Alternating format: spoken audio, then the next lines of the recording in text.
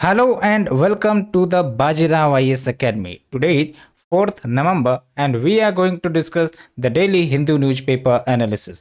Today we have three articles in discussion. The first article is related to roti, kapda or makan. Tell me, what is the basic necessity for a human? Yes, these three things. And if these three things are not available, what do you call them? You call them deprivation. Okay, lack of something. And if there is a lack of necessity item for the survival of the human, that means a human is facing deprivation, and deprivation is related to poverty, hunger, malnutrition, and various disease. Okay, so in this article we all are going to explore this. And the second article is related to the governor and the criticism. And why there is a criticism about the governor? It is actually because there is a tussle between the state government and the governor regarding the passage of the bill. Okay, the state legislature clears the bill from the house, but when it comes for the assent for the governor, actually the governor may withhold the bill or reserve the bill or delay the bill. Okay, and that's why there is a delay in the passage of the bill, and hence the state government sometimes becomes angry with the governor. And maybe you have seen the recent examples in the Kerala, in the Tamil Nadu, okay, in the West Bengal as well. All examples reflect these. So we all are going to explore. Okay, and the third article is related to government panel to check facts and the concern. So basically, whether it is the Karnataka government, whether it is the Tamil Nadu government, whether it is the central government, they all are creating or establishing fact check unit so that we can control the misinformation, disinformation. But here the question raised is that the government itself becoming a fact checker. So this can undermine the fair criticism of the government. Okay, why? Because the government may suppress the information which sometimes seems to be critics of the government. Okay, and that will undermine the right to freedom of speech and information. We will be not able to get the correct information, okay, about the policy, about the data. So that is the issue raised here, and we will be exploring in all dimensions. So let's start our discussion.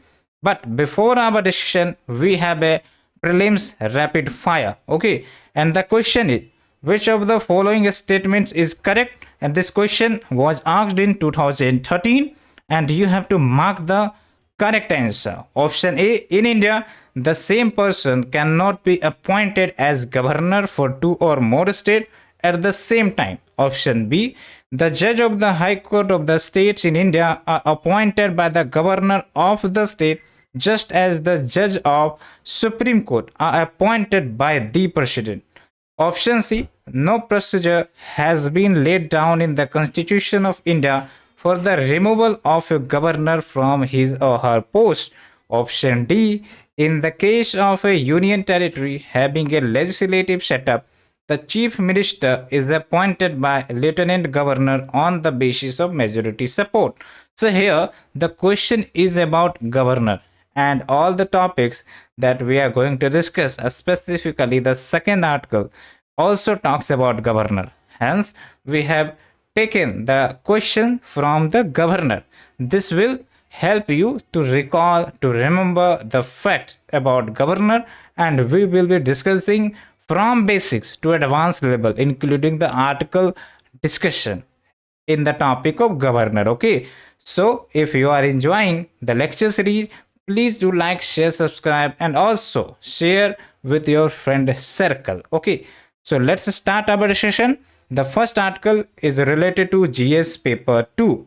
So when we talk about a movie, Roti, Kapda or Makan, did you see this movie? Although this movie is very old, 1974 it was made, but I request you that if you hadn't watched, You can watch it. It is available on YouTube and other platform. Why I am telling you, this movie or these type of movie reflects the social condition of our society, of our state, of our nation. Okay, and in this movie there is a talk about deprivation faced by our Indian population in terms of lack of food, in terms of the lack of shelter. Okay, and these are basic necessity for the existence, for the survival of any population. Okay, but highlighting this movie, the article focuses that in India, in the present scenario as well, we have the issue of deprivation, we have the issue of lack of food, lack of shelter, okay, to the poorer. And this has a long impact. Impact on whom? Impact on the poorer section. And the impact has a long lasting effect, whether it is related to the malnutrition, whether it is related to the less productivity, whether it is related to the low wage or low income, because these poor people does not have better skill, better education. So when they grow as adult, they join the workforce, they will not have the proper skill to get employed in a job having good income, having good salary. Okay, and these all create the cycle of poverty. And you had read about the cycle of poverty, how it operates. Okay, and also there is a burden of disease as well, because they does not have the proper money for the treatment, and also because of malnutrition and all other crises, they face the disease burden as well. So that is the point. And when we talk about understanding deprivation, so deprivation is what? Lack of something. And in terms of basic necessity, there is a lack of food, lack of shelter. So this will categorize as deprivation. But I ask you a question, whether the deprivation should only be the outcome of shortage of food or shortage of shelter, or whether it can also cause due to the less income. Okay, so the deprivation can be caused from both these factors, which was highlighted by our Nobel Prize winner Amartya Sen. Okay, and they talked like starvation is caused not so much by a shortage of food supply. India has excess supply of food. Okay, you can see from the data. But when we talk about the deprivation, it can also cause because of less real income to buy food. We have less money, so we cannot afford house, we cannot afford a house for rent as well. So what does it mean? It doesn't mean that we have shortage of house, it simply means we have shortage of real income. That's why we are not able to buy a rented house, or we are not able to buy a house or apartment. Okay, so that is the point highlighted. And that's way a lack of shelter is also not due to the inadequate supply of house, it is also related to the less real income. Okay, and the deprivation related data is highlighted by a given survey, and we will be taking the survey, the data as the base model, and we will understand that how the deprivation is basically reflected in terms of caste factor, in terms of the claims, in terms of other factors. Okay, like the rural versus urban deprivation. Okay, so we will be exploring that. But here this article criticizes the present government in terms of exaggerated claims, like the present government claims that the India is fast growing economy, and we have worked on to reduce poverty, multidimensional poverty, and we are initiating various schemes for removing all the discrepancies. Okay, but when we talk about this data, so this data tells that the deprivation condition, okay, is much more. Okay, so that is the point, and we will be substantiating with the data. Okay, like when we talk about the respondents whose data was recorded, about 40.2% of the respondents reported that they have not enough money for food, and while 34.7% of the respondents reported that they do not have enough money for shelter in 2018, and this was rose to about 48% and 44.3% respectively in 2021. That means deprivation increased from 2018 to 2021. Okay, and this reflects deprivation inequality in terms of rich versus poor. Okay, meaning the poorer are facing more deprivation crisis than the rich, and we have data to substantiate here. Okay, and similar picture was reflected in terms of shelter as well.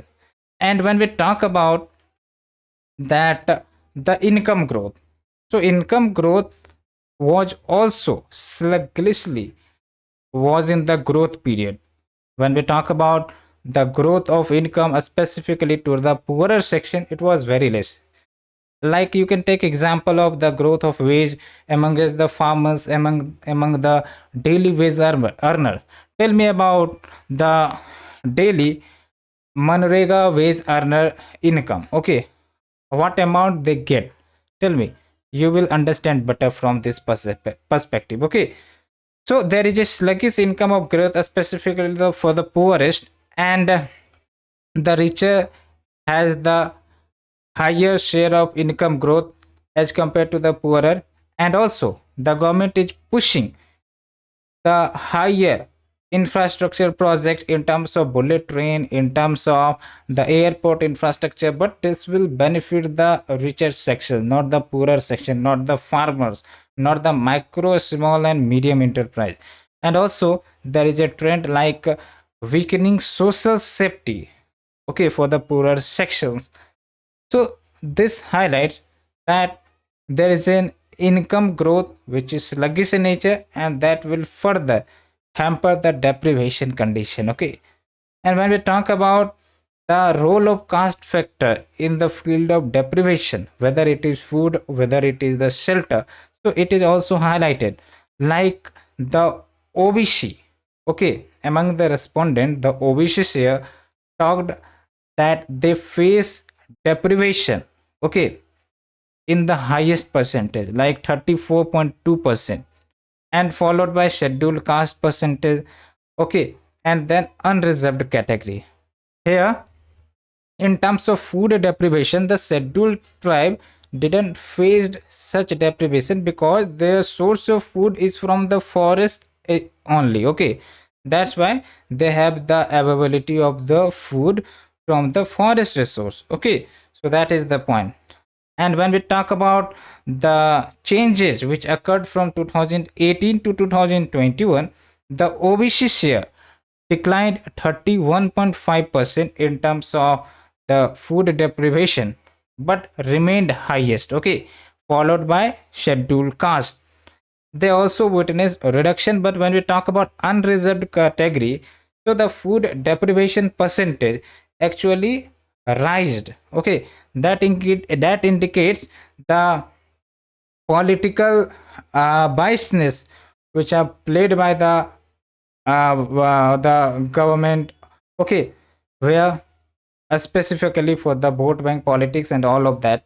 Okay, but we are not going into detail. And when we talk about in terms of shelter, okay, so the scheduled caste displayed the highest share of those lacking money for shelter, about 32.5% in 2018, and then followed by OBC, and the lowest by the unreserved. That means the unreserved category of population faced less deprivation in terms of shelter. Okay, and the highest share was faced by scheduled caste. And in 2021, the share of deprivation for the shelter fell, but for the OBC it rised. Okay, and this indicates that there was less focus given to the access to shelter among the OBC as compared to the food accessibility, because we have seen in the previous data that in 2021 as compared to 2018, the food accessibility for the OBC increased among the respondent. Okay, so that is the data. And when we talk about the role of income and age factor, so what is happening, like the age group, specifically 25 to 45 years of age group, and they are also lacking money for food and shelter, and majority of them, okay, that means what, they have less income, they have sluggish income, that's why they are not able to buy food, buy shelter. And this contrast is also reflected in the rural urban as well. For example, among those lacking money for food, a vast majority is concentrated in the rural area, that is over 80% of the respondents having the lack of money for food belong to the rural areas. Okay, similarly with respect to the shelter as well. So the point highlighted this discrepancy. And when we talk about public distribution system, so we have public distribution system. What does it do?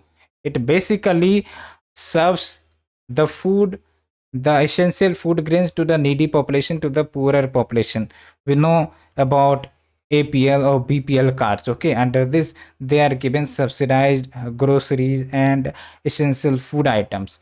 But there is a issue in this system as well. Okay, and it does not have a significant impact on the access to food. Otherwise, the data which we have quoted should reflect much good in nature, but the data is telling a different reality. Okay, and also the government's initiative Pradhan Mantri Awas Yojana, although a good initiative to provide shelter for all, but the target was breached. Okay, and also there is a lack of funds. And when we talk about the economies of a scale, so that is not visible. Okay, and what conclusion this article talks about, like we have initially trusted the government with high intensity, but they are not performing up to the mark, and the investments or the expenditure is mostly concentrated in the richer states along with the mega projects. Okay, that represents the neglection of employment generating activities and weakening of the social safety. So that is the end of the article. Hope you understood. And now we are shifting to the second article, and second article is related to the governor and the issues between the state government. We have seen incident of tussle between West Bengal governor and the West Bengal government. Along with we are seeing the tussle similar in Tamil Nadu, similar in Kerala.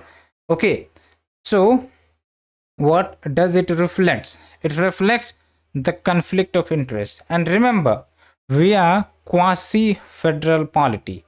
And quasi federal polity, it means that we are unitary as well as we are federal in nature. And in normal situation, we are performing on a federal principle. But whenever there is a emergency, okay, so we will be becoming unitary in nature, and the dominance of the union government will be superior, okay, in controlling legislature, in controlling executive and all of that.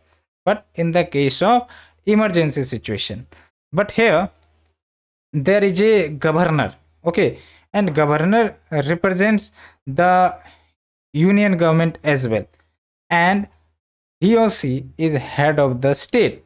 Okay, and they have various power in terms of the pardoning power, in terms of appointment power, okay, in terms of acting as chancellor of the state university and many more things.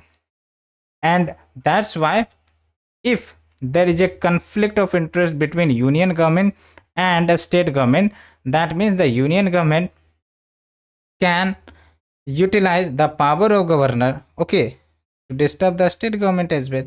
So this can be one of the scenario. Okay, and even if governor's power is getting disturbed, that means governor can also do initiatives like reserving the bill or delaying the bill passed by the state government. Okay, so that is also another issue. So that's why there is a rise in the disturbing relations between governor and the state government. Okay, so we will be exploring all of that. And first of all, we need to understand the basics of the governor. So when we talk about governor, he or she is the constitutional head of the state and representative of the union government. Okay, and when we talk about eligibility criteria, must be a citizen of India, at least 35 years of age, must not be a member of either the Lok Sabha or the Rajya Sabha or a state legislature. Okay, and also must not hold the office of profit. And when we talk about appointment and tenure, appointed by president.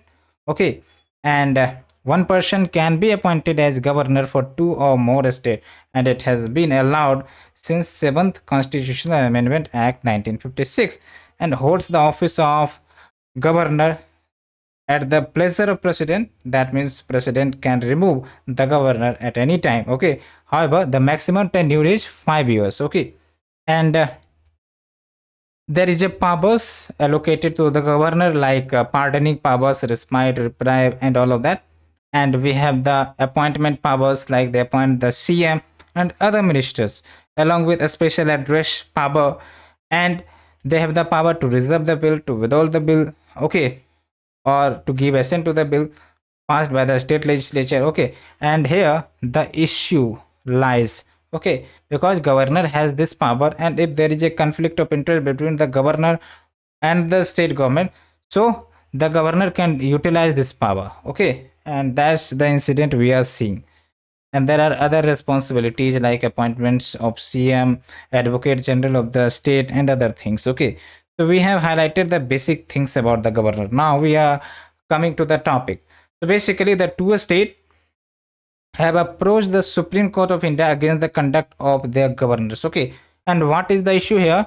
That the governor is delaying the implementation of the decisions by the elected regime, that is by the state legislature.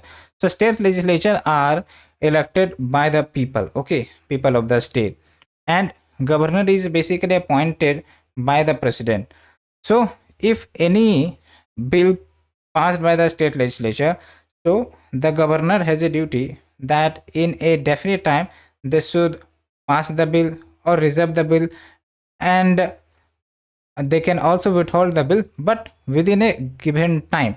But the problem is constitution hadn't defined the time limit. So that's why if there is a bill that disturbs the interest of the governor, so they can reserve, they can withhold, okay, and ultimately delay the passing of the bill.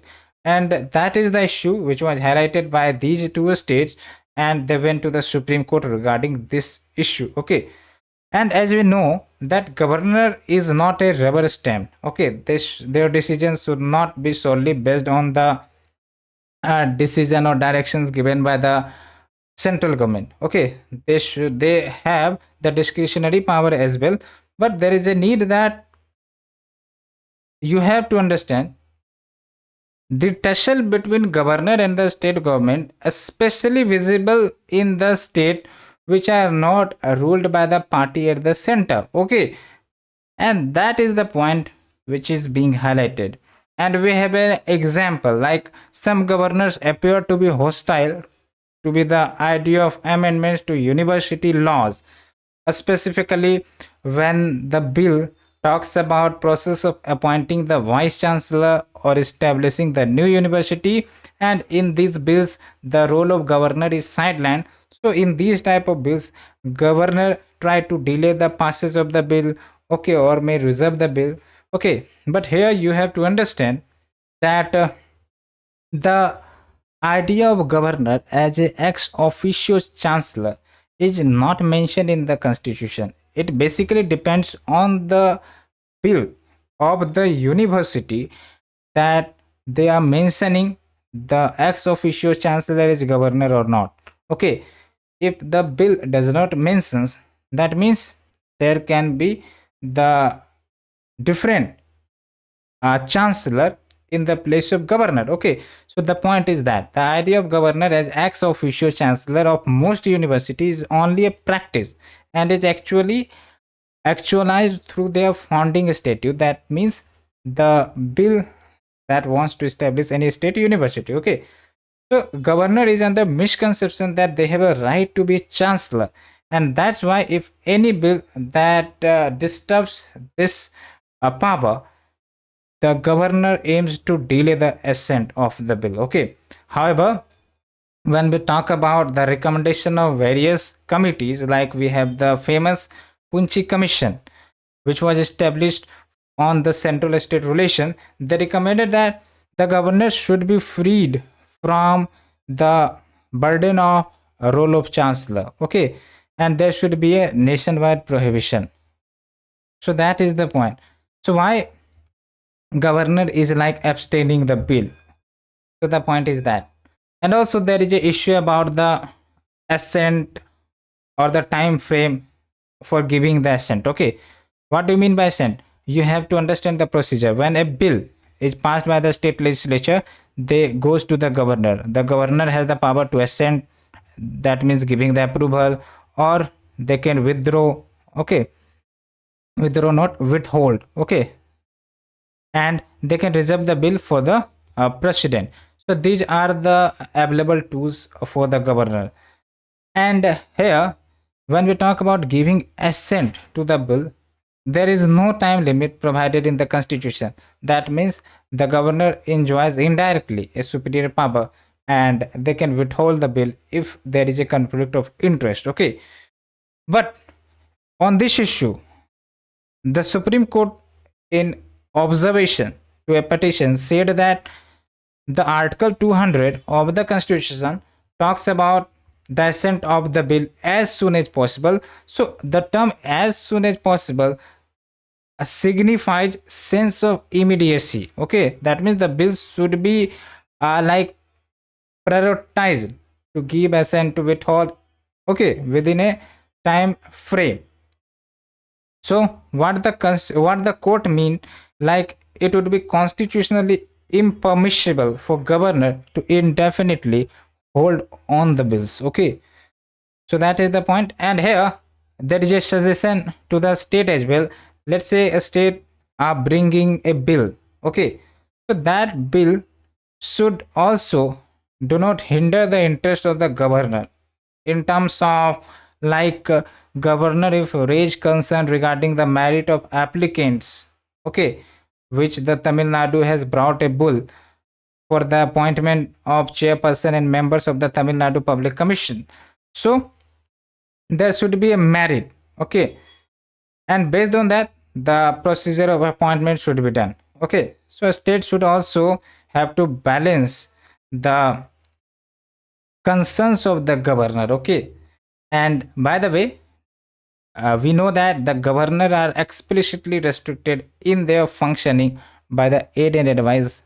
Okay, aid and advice of the what? Council of Minister. So that is the end of this article. Hope you understood. Now we are shifting to the third article. It will also be covered under GS paper 2.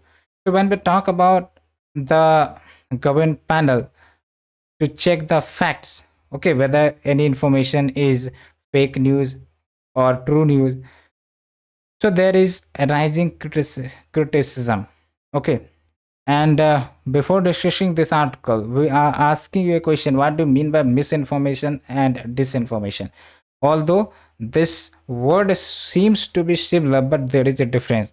When we talk about misinformation, it simply means that accidentally you may have shared some information which you didn't verify it, okay, or accidentally. But when we talk about disinformation, it means you know that the information is incorrect, and you are like changing the information, altering the information, and then spreading to the community. And the best example is what? Deep fake, है ना? In deep fake, what we do, we take the picture, original picture, and we morph the picture to any personality, to a person who we want to blackmail, and then share to the social media. So this is disinformation, and these are not a good thing. Disinformation is much more blunder than misinformation. Okay, so basically, to curb that, what is needed? to make a unit, to make a body that will fact check the issue, okay, whether it is correct or not. But tell me, if the fact check unit is established by the government, then do you think that they will do justice? Maybe not. Why? Because let's say any information which is against the government, and the fact check unit is a government agency, so the government will try to not disclose that information or mark them as incorrect, okay, mark them as misinformation. That means our right to information, okay, our right to freedom of speech and expression may get affected, okay, and this will also lead to the blockade to the criticism of the government, okay. So this article talks about this, okay, and what is the context here? Recently, Tamil Nadu government decided that they will constitute a fact-checking unit to deal with the misinformation, disinformation pertaining to the state government. And before that, similar move was taken by the Karnataka government, and also the central government also notified in the IT rules 2021 that they will constitute a similar fact checking unit. So actually, we have talked about misinformation versus disinformation. You can take the example. And what are the concerns here? The first concern is like if government is actually deciding which information will be correct or not. So if any information goes against to the government, they may declare as wrong information, okay, they will declare as misinformation, and that information may be true, but to prevent criticism of the government, they are not releasing, they are marking it wrong, so that will be against fair criticism of the government. We will not be able to fairly criticize on the policies, on the data of the government, okay. And also it is infringed upon the freedom of speech and expression guaranteed under Article 19, Clause 1, Subclause A. Okay, and the matter is stuck in the Bombay High Court. So, what is the verdict? It will be decided on December 1. So we will be discussing on the article as well. Okay, so that is the point, and there is a suggestion that why government is basically instituting the fact checking unit. There should be an independent authority that should decide whether the fact is right or not, okay. And also, if Karnataka has constituted the fact checking unit, the Editor Guild of India urged Karnataka government to specify the scope and powers of the fact checking unit, and the power of the fact checking unit and the fact checking unit should be left over to independent bodies, okay. And also the monitoring network should follow the principle of natural justice here, like giving the prior notice, right to appeal, and judicial oversight as well, so that any approach to curb the right information should be dealt correctly, okay. And such unit should be set up with the involvement of journalists and other stakeholders. Okay, so this is the end of the article. Hope you understood. And when we talk about the prelims question, you can understand the right answer is your C. Okay, because when we talk about option A, in India, the same person cannot be appointed as governor. No, it is wrong, because via the Constitutional Amendment 1956, 2 or more a state can have the same governor. Okay. And when we talk about option B, the judge of the High Court of the state in India are appointed by governor of the state, just as the judge of Supreme Court are appointed by president. No, the judge of High Court is also appointed by the president based on the collegium system. The judge of High Court is not appointed by the governor. So this is wrong statement. And when we talk about option D, in case of union territory having a legislative setup, the chief minister is appointed by the lieutenant governor on the basis of majority support. No, appointed by the governor is appointed by the president itself. Okay, so that is the point. And when we talk about option C, so it is correct, because no precedent has been laid down in the Constitution of India for the removal of governor, and a governor can be removed with respect to the pleasure of president itself. We have discussed in the article. Okay, you can see in the article of governor here. Okay, you can see here the appointment of the president, appointment by the president. Okay, and hold the office at the pleasure of the president. And what is the maximum tenure? 5 years. Okay, and reappointment is allowed.